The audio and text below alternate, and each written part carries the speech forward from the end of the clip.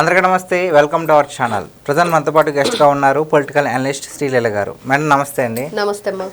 Madam, నిన్న దీపావళి సందర్భంగా ప్రభుత్వ ఉద్యోగులకు చంద్రబాబు నాయుడు గారు ఒక తీపి కబురు అయితే చెప్పడం జరిగింది. అంటే వాళ్ళు ఎప్పటి నుంచో ఎదురు చూస్తున్న డిఏ అంటే డైలీ అలవెన్స్ అంటారు, డేర్నెస్ అలవెన్స్ అంటారు. సో దాని గురించి వాళ్ళు ఎదురు చూస్తూ ఉన్నారు. గత ప్రభుత్వ హయాంలో ఎదురు చూసి ఇంకా జగన్మోహన్ రెడ్డి గారు పెట్టిన బకాయిలు ఇంకా వాళ్ళకి విసుగు చెంది ఇంకా దాని మీద హోప్ వదిలేశారు. కానీ చంద్రబాబు నాయుడు గారు దీన్ని ఎలాగైనా సరే ఇస్తాను అని చెప్పేసి మాట ఇవ్వడం జరిగింది. సో అదేవిధంగా దీపావళి సందర్భంగా ప్రభుత్వ ఉద్యోగులకు అలాగే పెన్షనర్లకు కూడా డిఏని అయితే ఇవ్వడం జరుగుతుందని చెప్పేసి ప్రకటించడం జరిగింది. సో దీనిపైన మీ అభిప్రాయం ఏంటండి? నిజంగా ప్రభుత్వ ఉద్యోగి, ప్రభుత్వ కార్యాలయాలు అయినా సరే వాళ్ళు ఎంతో కష్టపడి రాష్ట్రం కోసం, రాష్ట్ర ప్రజల కోసం వాళ్ళు చేస్తున్న కృషికి మరి ఏంటి మనం ఏమి ఇస్తున్నాము అంటే వాళ్ళ జీతాలు ఎదురుగా వస్తాయి. కానీ ఈ డియర్నెస్ అలవెన్స్ అనొచ్చు, డైలీ అలవెన్స్ అనొచ్చు, అంటే వాళ్ళు ఎప్పటి నుంచో అంటే కొంతమంది ఓట్ల కోసం మేము ఇస్తాము వచ్చాక తప్పకుండా అని చెప్పి ఆశ పెట్టేవాళ్ళు ఉంటారు. జగన్మోహన్ రెడ్డి లాగా చాలా చెప్పాడు ఆయన, అసలు మద్యం అనేది లేకుండా చేస్తాను, సిపిఎస్ రద్దు చేస్తాను, తర్వాత జిపిఎస్ చేశాడు. అంటే జగన్మోహన్ రెడ్డి పేమెంట్ సిస్టమ్ అని జగన్మోహన్ రెడ్డి పేమెంట్ సిస్టమ్ ఎలా ఉందంటే కల్తీ మద్యం ద్వారా లాగేసుకోవటం, అక్రమ ఆస్తులు పెట్టుకోవటం, అక్రమంగా ఇంకా మొత్తం ఎక్కడ చూసినా ఎక్కడా కూడా నిజంగా ఇదిగో నీతి నిజాయితీ అంటే ఇలా ఉండిద్ది అనేది లేకుండా చేశాడు జగన్మోహన్ రెడ్డి. ముఖ్యంగా ఏదైతే ఈ డిఏ ఉందో నిజంగా తీపి కబురు. అసలైన దీపావళి వాళ్ళకి ఈ రోజున. అంటే గత ప్రభుత్వం ఏం చేసింది, వైఎస్ఆర్సీపీ పార్టీ అధికారంలో ఉండి మరి జగన్మోహన్ రెడ్డి ఇచ్చాడా? లేదు. నిన్న రోజా లాంటి వాళ్ళు ఇంకెవరైనా సరే అసలు దీపావళి అంటే ఇది కాదు, జగన్మోహన్ రెడ్డి వస్తే అసలైన దీపావళి, కడప బాంబులతోనే అసలైన దీపావళి రాష్ట్రంలో జరిగిద్ది అప్పుడు. మరి అదే అంతే, మరి అలానే అనుకోవాలి. ఏదైనా రాష్ట్రానికి మంచి చేసేవాళ్ళు, మంచి ఆలోచించే వాళ్ళు వస్తే మంచి దీపావళి బాగా జరిగింది. ఇదిగో ఇప్పుడు నారా చంద్రబాబు నాయుడు గారు నిన్న చూసాం విజయవాడ బీసెంట్ రోడ్ లో. అసలు ఒక ముఖ్యమంత్రి ఎంత ధైర్యం ఉండాలి. సాధారణంగా వెళ్ళిపోయి నడుచుకుంటూ నమస్కారం పెట్టుకుంటూ వెళ్ళిపోతున్నారు, ప్రతి ఒక్కరు షాక్. అసలు ఏంటి ఎంత ఈ రోజున్న పరిస్థితులకి ఏం జరిగిద్ది, ప్రాణాపాయం ఎవరమైనా ఆలోచిస్తాం కదా. అందులో విఐపీలు అంటే ఇంకెంత జాగ్రత్తగా ఉండాలి. అలాంటిది ఆయనంత ధైర్యంగా బీసెంట్ రోడ్లోకి వచ్చేసి అక్కడున్న వాళ్ళందరితోటి జిఎస్టీ గురించి మాట్లాడుతూ వాళ్ళ మంచి చెడ్ల తెలుసుకుంటూ ఒక పెద్ద ఆయన పలకరించారు. ఆయన అవన్నీ కూడా ఆ సామాగ్రి, ఆ మందు సామాగ్రి అంతా అమ్ముతూ మరి అతను కాల్ ఏదో తీసేశారని చెప్పాడు. ఇల్లు కావాలని అడిగాడు, తప్పకుండా చేద్దామని చెప్పారు. అంటే అసలు ప్రజానాయకుడు, ప్రజల్లో ఉండే నాయకుడు అని చెప్పేసి మళ్ళీ నారా చంద్రబాబు నాయుడు గారు మరొక్కసారి మళ్ళీ ఎన్నిసార్లు చెప్పుకున్నా తక్కువే, మళ్ళీ ఆయన తనను తాను నిరూపించుకున్నారు. ఈ డిఏ విషయంలో కూడా ప్రభుత్వ ఉద్యోగులు ముఖ్యంగా మనం చూసాం, ఫ్రీ బస్ పెట్టినప్పుడు మహిళలకి ఉచితంగా బస్సు అంటే ఎవరైతే ఈ హిజ్రా వీళ్ళు ఉన్నారో వీళ్ళకి కూడా అర్ధనారీశ్వర స్వరూపాలని చెప్పుకుంటారు. మరి వాళ్ళు కూడా చాలా హ్యాపీ ఫీల్ అయ్యారు, మమ్మల్ని కూడా గుర్తించారు, మాకంటూ గుర్తింపునిచ్చారు, మా కోసం ఫ్రీ బస్సులో మాకు కూడా స్థానాన్ని కల్పించారంటే వాళ్ళు చాలా గొప్పగా ఆయన గురించి చెప్పి బాబు గారిని ఆశీర్వదించారు. ఇట్లా ప్రతి ఒక్కరు ప్రభుత్వ ఉద్యోగులు కానివ్వండి, ఇట్లా ఎవరైనా సరే వాళ్ళు చేసిన కృషికి, వాళ్ళు పడిన శ్రమకి మనకంటూ ఒక గౌరవంగా ప్రభుత్వం నుంచి ఇచ్చేదాన్ని ఇంత గొప్పగా వాళ్ళకి సరైన టయానికి ఇంకా ఉంది బకాయిలు. 2024 జనవరి 1 నుంచి దీన్ని ఈ రోజున దాంట్లో యాడ్ చేసి ఇస్తున్నారు. ఇంకా ఇవ్వాల్సినవి కూడా ఇవ్వాలి. మరి జగన్మోహన్ రెడ్డి గారు వస్తే ఏదో చేస్తారు, ఆయన వస్తేనే అందరికి మంచి స్కీములా స్కాములో ఏముంటాయో మరి రోజా గారి దృష్టిలో మనకు తెలియాలి.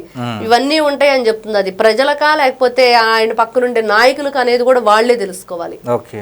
సో అదే విధంగా ఇంకొకటి ఏంటంటే కళాకారులు ఎవరైతే నాటక రంగానికి చెందిన వాళ్ళు అలాగే కళాకారులు ఉంటారో ఉన్నత స్థానంలో ఉన్నవారు ఒక ఏజ్ వచ్చిన తర్వాత వాళ్ళు ఆ రంగంలో కొనసాగించలేరు.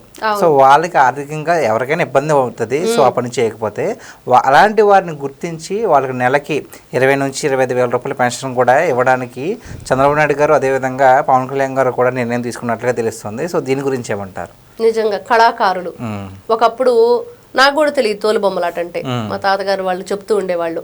ఆ బొమ్మలు కానీ, ఆ బ్యాక్గ్రౌండ్ నుంచి ఆ వాయిస్ కానీ, అవి ఆడించే విధానం కానీ, అంటే పిల్లలకి ఒక గుడ్ మెసేజ్, లేకపోతే ఒక ఎంటర్టైన్మెంట్. ఈ రోజున ఫోన్లు చూస్తూ ఎన్నో ఇబ్బందులు గురవుతున్నారు. కళ్ళకి చిన్న వయసులోనే చత్వారం రావటం కానీ, ఇంకా వాళ్ళు మైండ్ కూడా చాలా మంది మెంటల్ గా చాలా అప్సెట్ అవుతున్నారు, చాలా స్ట్రెస్ ఫీల్ అవుతున్నారు. ఇన్ని రకాలుగా, ఒకటి కాదు రెండు కాదు, 4 గోడల మధ్య పరిమితం అవటం.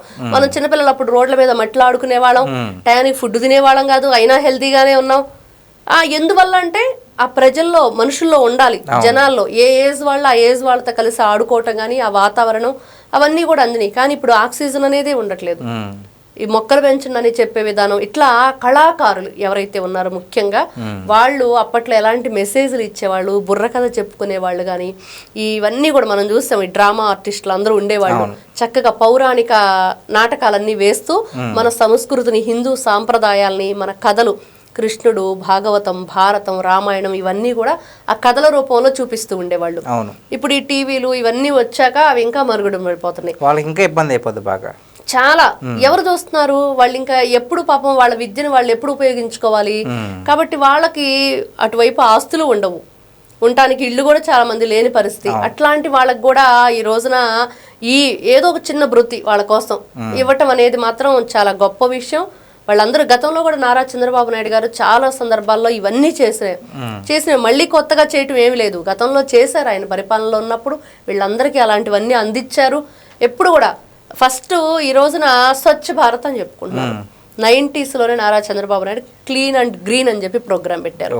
మేము చిన్నపిల్లలు అప్పుడు మొక్కలు నాటడం, ఏదైతే మన స్కూల్ కాంపౌండ్ అంతా కూడా క్లీన్ చేసుకోవటం, డస్ట్బిన్ యూజ్ చేయటం, ఇవన్నీ కూడా ముఖ్యంగా పిల్లలకు కూడా హాస్పిటల్ నుంచి స్టాఫ్ వచ్చేసి ఎలా ఉండాలి, 10th క్లాస్ తర్వాత మీరు ఎలాంటి ఆలోచనలతో ఉంటారు, ఎలా ముందుకు వెళ్ళాలి, ఇవన్నీ వాళ్ళ మీద చిన్న చిన్న ఏదైతే ఈ రైటింగ్ అనేది కూడా పెట్టేసి దాని మీద చెప్పేవాళ్ళు అనమాట. మీరు ఎలాగా తోటి వాళ్ళతో ఎలా మెలగాలి, ఇలాంటివన్నీ ఉండేవి. కాబట్టి ఈ రోజున ఏదైతే ఈ కళాకారుల గురించి కానివ్వండి, లేకపోతే ఈ డిఏ గురించి కానివ్వండి, ఇంకా ఈ రోజున యువత గురించి కానివ్వండి, ఇవన్నీ కూడా ఎవరు ఆలోచిస్తున్నారు, ఎవరు ముందుకు అడుగు వేస్తున్నారు, ఇవన్నీ ప్రజలు ఒక్కసారి ఆలోచించి ఫేక్ ప్రచారాలు, ఈ సోషల్ మీడియా సాక్షిగా చేస్తున్న సాక్షి లాంటి ఛానల్స్ కానీ, సాక్షి లాంటి పేపర్స్ కానీ, ముఖ్యంగా ఈ జగన్మోహన్ రెడ్డి, జగనాసురుడు అనాలా లేకపోతే జగన్మోహనుడు అనాలా, ఎవరితను ఏం చెప్తున్నాడు, ఏం చేస్తున్నాడు, ఏం మెసేజ్ ఇస్తున్నాడు సమాజానికి అంటే, ఇంకేముంది లండన్ నుంచి వచ్చేసాడు, ఇంకా అల్లర్లు చేయండి, ఇంకా రాష్ట్రాన్ని రావణ కాష్టం చేయండి అనే దిశగా వాళ్ళు అడుగులు పడుతున్నాయి. ఎక్కడ ఏ చిన్న ఇష్యూ జరిగినా కూడా వాళ్ళ టార్గెట్ ఏంటంటే అల్లర్లు చేయటం, లేకపోతే కులాల మధ్య కుంపటి పెట్టడం, ఇలాంటివన్నీ జరుగుతున్నాయి. కానీ ఈ రోజున ఒకటే ఆలోచించాల్సింది, అప్పుడు ఆయన హామీలు ఇచ్చాడు, నెరవేర్చలేదు. కానీ ఈ రోజున కూటమి ప్రభుత్వం అధికారంలో రాబోయే ముందు నారా లోకేష్ గారు ఒకవైపు యువగళం పాదయాత్రతో ముందుకొచ్చారు.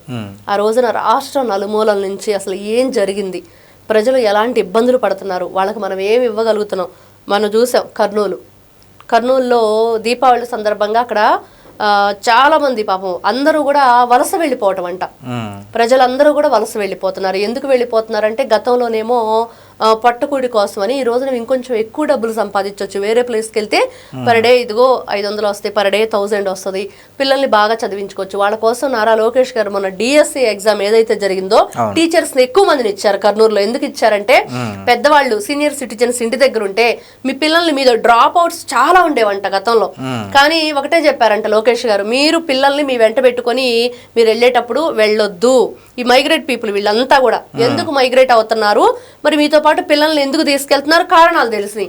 కాబట్టి పిల్లల్ని మీతో ఉంచండి, ఇక్కడ పేరెంట్స్ తోటి ఉంచి ఓల్డ్ సీనియర్ సిటిజన్స్ ఉంటారు ఇంట్లో, తాతలు, గ్రాండ్ మా వాళ్ళతో ఉంచేసి మీరు మాత్రమే వెళ్ళండి. అప్పుడు డ్రాప్ అవుట్స్ ఉండవు. అదే విధంగా వీళ్ళకి ఎలాంటి టీచర్స్ కావాలి, ఇంకేమైనా మౌలిక వస్తువులు కావాలి స్కూల్స్ లో, అవన్నీ నేను ఏర్పాటు చేస్తానని ఒక భరోసా. అంటే ఒకవైపు వాళ్ళు వెళ్తున్నాయి అన్న బాధ ఉన్నా కూడా ఊర్లో నుంచి ఈ పిల్లలకి చదువుకునే అవకాశం కల్పించారు, ఒక మంచి భరోసానిచ్చారు, ఒక బాధ్యత ఆయన నెరవేర్చారు. ఇది కదా కావాలి నాయకుడికి ఉండవలసిన లక్షణాలు ఏంటి. మరి పిల్లలు రేపు వాళ్లే కదా భావితరాలకి పౌరులు. మరి ఆ పౌరుల కోసం ఏం చేయాలి అని ఆలోచించేవాడే నాయకుడు అవుతాడు. ఎప్పుడు రపరప నరికేస్తామనో లేకపోతే మేము వస్తే బట్టలు ఓడదీస్తామని చెప్పేవాళ్ళు నాయకులు గారు. కాబట్టి ఈ రోజు నిజంగా ప్రభుత్వ ఉద్యోగులు అందరి తరపున మనం కూడా నారా చంద్రబాబు నాయుడు గారికి అభినందనలు తెలియజేయాలి. అదేవిధంగా వాళ్ళందరూ ఇంకా ముందు ఇలానే రాష్ట్రాన్ని ముందుకు తీసుకెళ్లాలని కూడా మనందరం కోరుకుందాం. Thank you so much. నమస్తే.